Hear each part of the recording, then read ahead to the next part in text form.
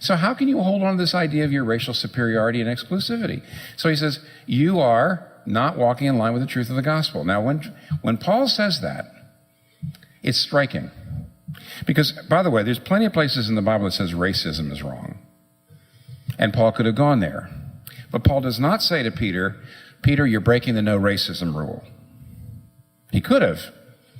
He doesn't say, Peter, just stop being a racist. Though, of course, he does want Peter to stop being a racist.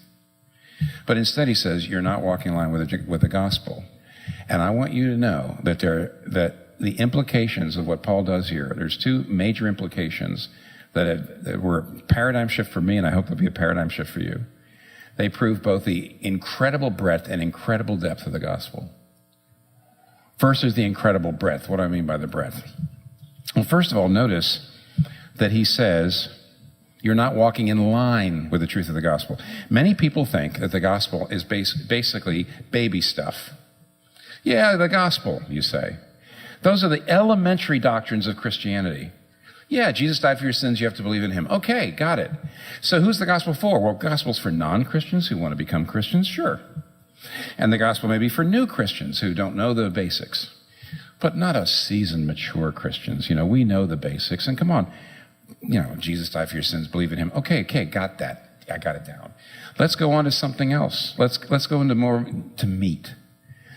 Show me more how I should live my life. Let's get into deeper theology. Let's get into deeper teaching. Let's not go back to the gospel.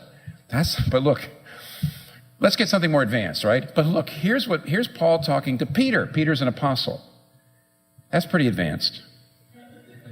I don't think anybody in this room will ever make it to that rank. I know I won't. I think nobody here will ever be as advanced as Peter. And yet Paul brings him back to the gospel.